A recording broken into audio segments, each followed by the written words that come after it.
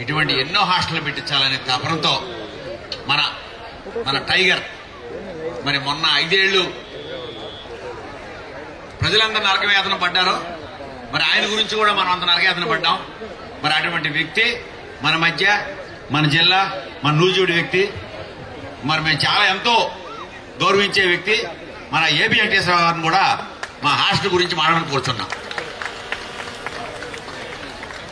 మూర్ఖుడైన ఒక రాజు కింద పనిచేయడం కంటే అడవికి వెళ్లి వ్యవసాయం చేయడమే ఉత్తమం అని ధైర్యంగా వ్యాఖ్యానించిన శ్రీ ఏబి వెంకటేశ్వరరావు గారిని మాట్లాడవలసిందిగా కోరుచున్నాం.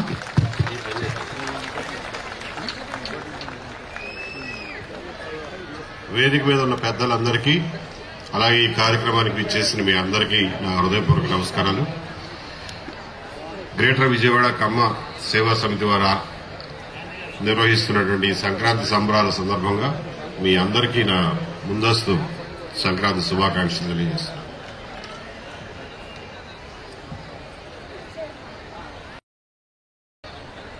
మిత్రులారా,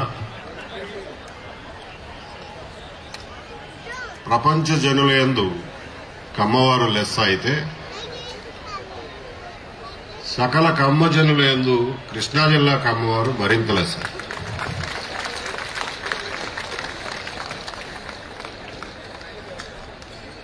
కృష్ణా గుంటూరు జిల్లాల కమ్మవారి గొప్పతనం గురించి, వారు సాధించినటువంటి విజయాల గురించి ఎంత చెప్పుకున్నా కానీ తరగదు. దానికి సమయం కూడా చాలదు.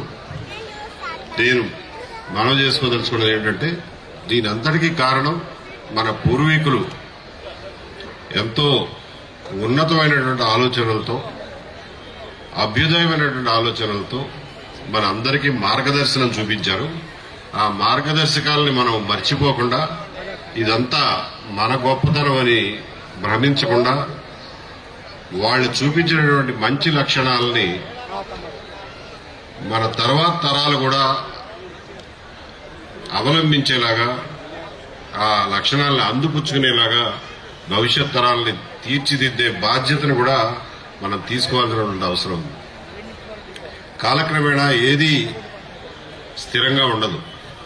అలాగే కమ్మవారి స్థితిగతులు కానీ, వారి స్థానాలు కూడా స్థిరంగా ఉండవు. ఈ రోజున చాలా వరకు కమ్మవారి పిల్లలు ఒక రకంగా బ్రెయిన్ డ్రెయిన్ అంటారు చూడండి, మేధో వలస, దానికి గురవుతున్నారు.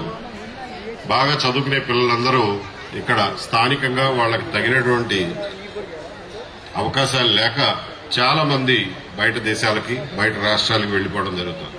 దానివల్ల ట్రెడిషనల్ గా ఉన్నటువంటి కమ్మవారి స్థానం కానీ, సమతుల్యత కానీ దెబ్బతింటూ ఉండడం మనం గమనిస్తున్నాం. దీన్ని ఒక వాస్తవంగా, దీన్ని ఒక తప్పని పరిస్థితిగా మనం గ్రహించి, దీనికోసం ఏం చేయాలి, ఈ భర్తీని పూర్తి చేసుకోవడానికి ఏ రకంగా ముందుకు వెళ్లాలి అనేది అందరూ ఆలోచించాల్సినటువంటి విషయం. దీనికి కూడా మారుతున్న కాలానికి అనుగుణంగా మారాల్సిన అవసరాన్ని మన పూర్వీకులు ఎప్పుడూ చెప్తూనే ఉండేవారు. ఇందాక కిషోర్ బాబు గారు చెప్పినట్లు దాదాపు 150 సంవత్సరాల నుంచి విద్య విషయంలోనూ, అలాగే ఎక్కడ అవకాశాలు దొరికితే అక్కడ వెళ్లి ఆ అవకాశాలను అందిపుచ్చుకునే సోషల్ మొబిలిటీ, ఆ మైగ్రేటరీ నేచర్ని, అలాగే రిస్క్ టేకింగ్ ఎబిలిటీని, కష్టాలు రాగానే కుంగిపోకుండా ఉండేటటువంటి మానసిక స్థైర్యాన్ని మన పూర్వీకులు వాళ్ళ చేతల ద్వారా, వాళ్ళ ఉదాహరణల ద్వారా మన అందరిలోనూ ఉగ్గుపాలతో నేర్పించారు. కాబట్టి ఇన్నాళ్లు ఇన్ని మారుతున్న పరిస్థితుల్లో ఈ కమ్మ కమ్యూనిటీ ఇంత గట్టిగా నిలబడగలిగింది. ప్రపంచంలో తనదంటూ ఒక ప్రత్యేకమైన స్థానాన్ని సంపాదించుకోగలిగింది. దాన్ని నిలబెట్టుకోవాల్సినటువంటి బాధ్యత ఈ తరాన్ని, వచ్చే తరాలకి అందజేయాల్సిన బాధ్యత కూడా ఈ తరాన్ని. చాలా మందికి కృష్ణా జిల్లా వాళ్ల గురించి జనరల్ గాను, ముఖ్యంగా కృష్ణా జిల్లా కమ్మవారి గురించి చాలా చులకనైనటువంటి భావం ఉంటుంది. ఏంటంటే వీళ్ళు ట్రాన్స్పరెంట్ గా తెల్ల చొక్కా వేసుకుని 100 రూపాయల కాగితం, గోల్డ్ ఫ్లేక్ సిగరెట్ పెట్టి కనపడేలాగా పెట్టుకుని తిరుగుతూ ఉంటారు, అంతకు మించి ఏమి చేయరు అని. అది వాస్తవం కాదని నేనేం చెప్పట్లా. వాస్తవమే. కానీ దాన్నే కమ్మరికం అనుకుంటే చూసేవాళ్ల దృష్టిలో చెరుకు గడని గానుగ పడితే తీయటి రసంతో పాటు పిప్పి, చెత్త, చెదండాలు అన్నీ వస్తాయి. అంత పంచదారే రాదు. కాబట్టి ప్రతి కులంలోనూ, ప్రతి సమాజంలోనూ, ప్రతి వర్గంలోనూ అన్ని రకాల మనుషులు ఉంటారు. మీరు పిప్పిని చూసి పంచదారని విస్మరిస్తే నష్టపోయేది మీరే. కాబట్టి అట్లాంటి కామెంట్లు చేసే వాళ్ళకి నా సమాధానం ఏంటంటే, కృష్ణా జిల్లా ప్రజల్లో ఇన్ జనరల్, ముఖ్యంగా కృష్ణా జిల్లా కమ్మవారిలో ఉన్నటువంటి గొప్పతనాన్ని వాళ్ళు ఈ సమాజానికి, ముఖ్యంగా తెలుగు సమాజానికి, తద్వారా దేశానికి, ప్రపంచానికి ఇచ్చినటువంటి ఎన్నో సేవలు, వరాలు ఒకసారి జ్ఞాపకం చేసుకోమని చెప్పి వాళ్ళందరినీ కోరుతాను. ఇదే కృష్ణా జిల్లాలో ఈ పిప్పిని చూసి భ్రమించొద్దు. ఇదే కృష్ణా జిల్లా కవి సామ్రాట్ విశ్వనాథ సత్యనారాయణకి జన్మనిచ్చింది.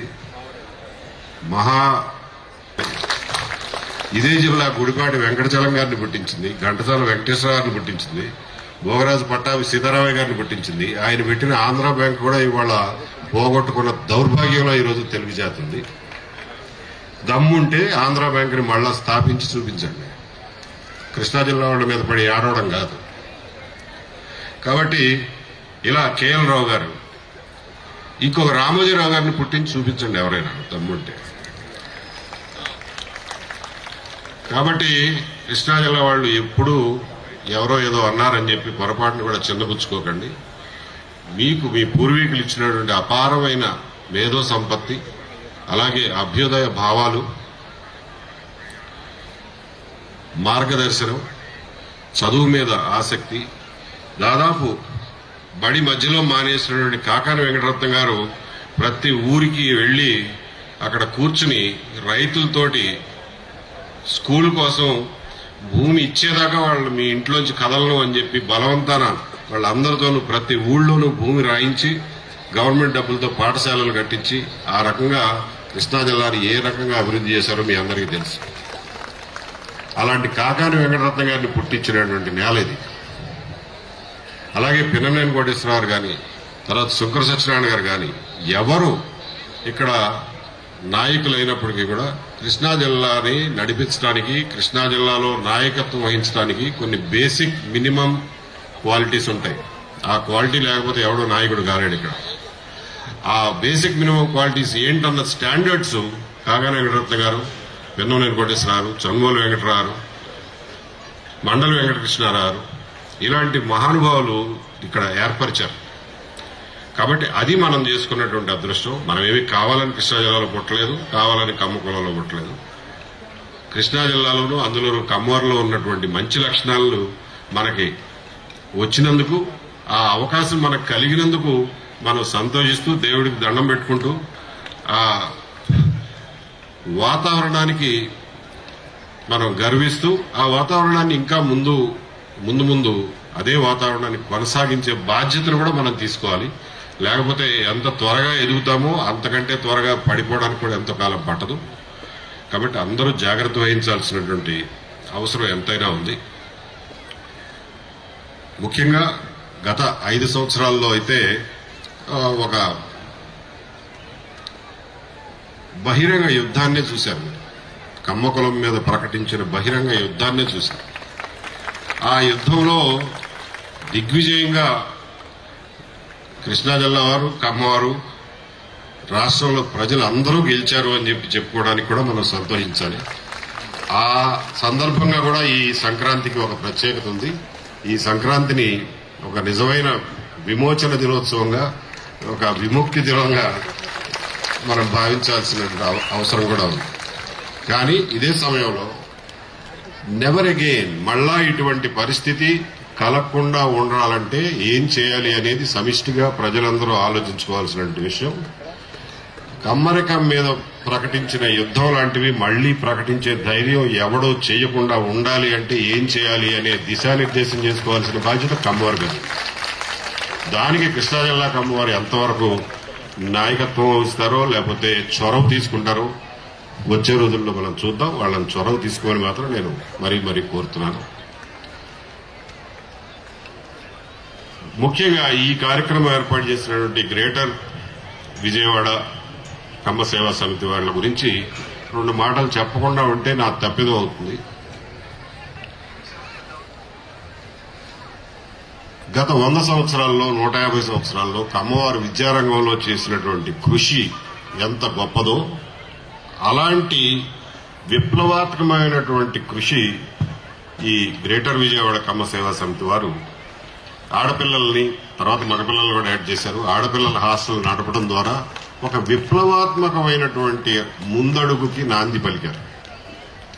దాని గురించి ఇప్పటివరకు చాలా మంది చెప్పారు కాబట్టి నేను రిపీట్ చేయను.